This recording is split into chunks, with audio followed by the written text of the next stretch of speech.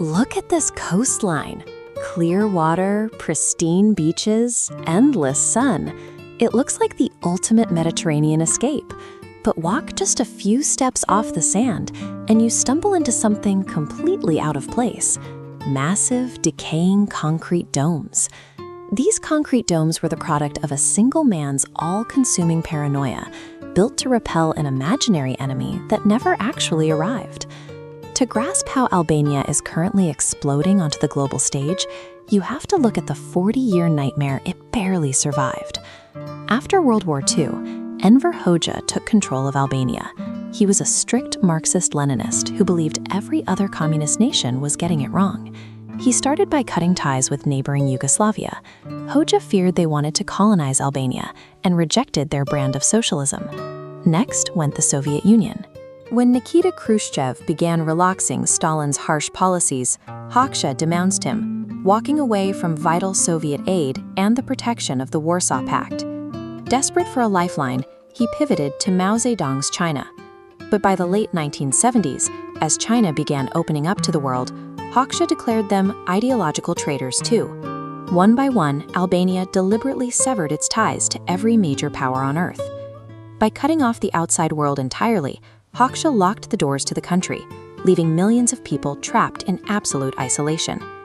Hoxha convinced himself that a simultaneous two-front invasion by both NATO and the Warsaw Pact was imminent. To prepare, he ordered the construction of heavy military pillboxes. Workers hauled immense concrete segments up sheer mountainsides and across rugged valleys by hand. They built over 750,000 of them.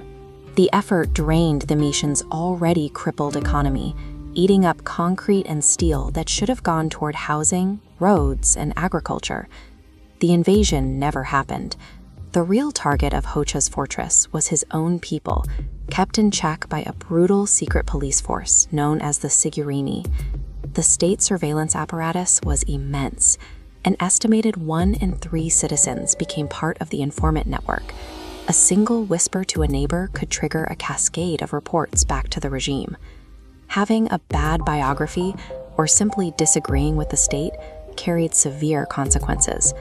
The regime executed thousands and locked tens of thousands more inside 39 desolate political prisons, like the notorious Spach complex.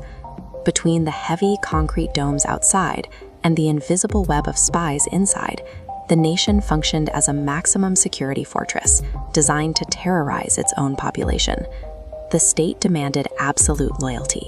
In 1967, the regime launched a cultural revolution, systematically destroying or boarding up thousands of mosques and churches.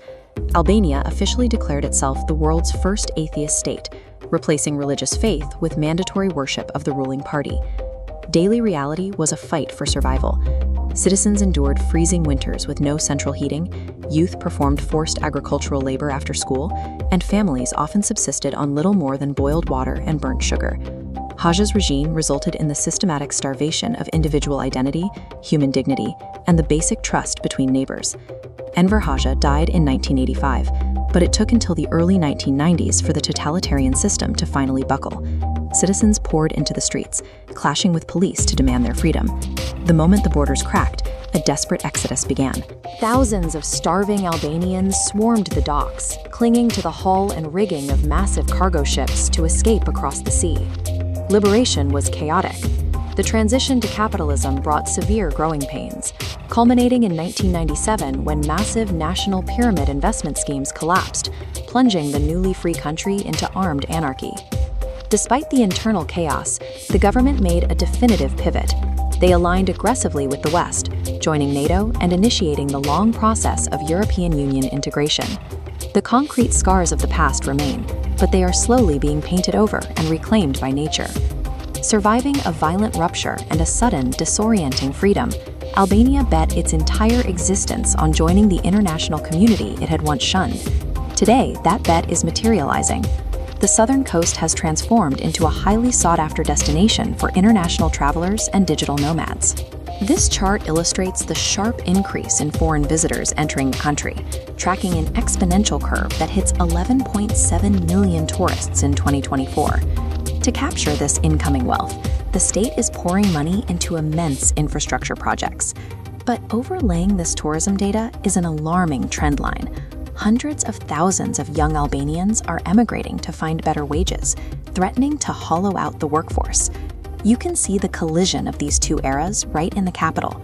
Soaring new skyscrapers overshadow historic landmarks as the city rapidly paves over its past. Albania spent 4 decades building concrete walls and psychological barriers to keep the outside world out. Now, as the world rushes in, the true test is whether its fragile new foundations can handle the weight of the future. Albania operated under a blanket of paranoid isolation. Decades of strict communist rule cut the country off from the global economy, leaving its coastline dotted with thousands of concrete military bunkers built to repel an invasion that never came. The Tirana skyline today bears no resemblance to that bunker-heavy past.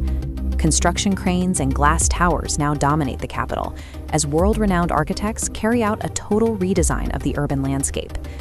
The Albanian government is currently mandating an aggressive sprint to meet the legal and economic requirements for European Union membership by 2030.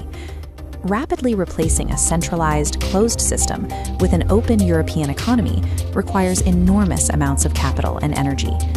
Rebuilding a nation from the ground up on this timeline creates vulnerabilities that are only now beginning to surface. The success of this transition depends on how the state manages the volatile mix of physical and human resources powering the sprint. Tourism has become the most visible driver of the new economy. In 2024, nearly 12 million visitors flooded the country, turning previously quiet Mediterranean coastal towns into massive centers for visitor spending.